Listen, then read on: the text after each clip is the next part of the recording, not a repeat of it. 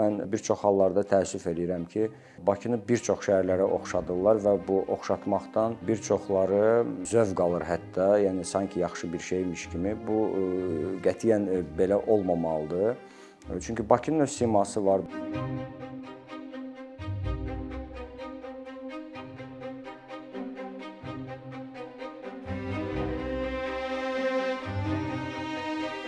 Şəhərin siması itməməlidir. Şəhəri biz olduğu kimi gələcək nəsillərə çatdırmalı və şəhər təbii ki, inkişaf etməlidir və şəhər inkişaf edərkən heç vaxt, heç bir halda tarixi abidələr hesabına, tarixi məhəllələr, kvartallar hesabına yeni binalar, parklar tikilməməlidir.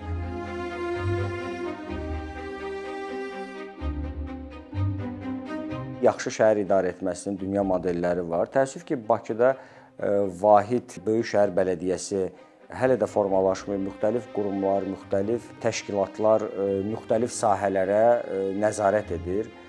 Bakı Şəhər İcra Hakimiyyəti, Şəhərsalma Komitəsi və yaxud da ki, yol infrastrukturuna başqa bir qurum baxır. Bunun ən təməl addımlarından biri vahid şəhər bələdiyyəsi olmalıdır.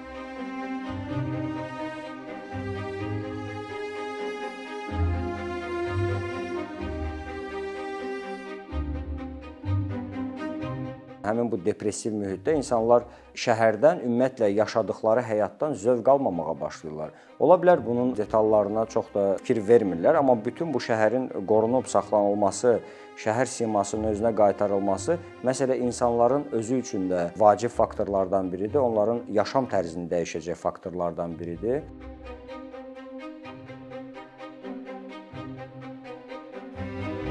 Tarixi küçələrin simasının qaytarılması, bərpa olunmasında ən önəmli faktorlardan biri də məhz şəhərin kreativ kəsimidir. Yəni burada rəssamlar, memarlar, heykəltaraşlar müxtəlif sahələrdə, yəni musiqi sahəsi ola bilər. Rəqabətlilik olduğu halda bu dediyimiz kimi bu emalatxanalar bir neçə ildən sonra bir-birindən yaxşı emalatxanalara çevrilməyə başlayacaq və o Bakının ruhu, öz siması, yəni bizlərdən küsmüş siması bəlkə zaman-zaman özünə qayıdacaq.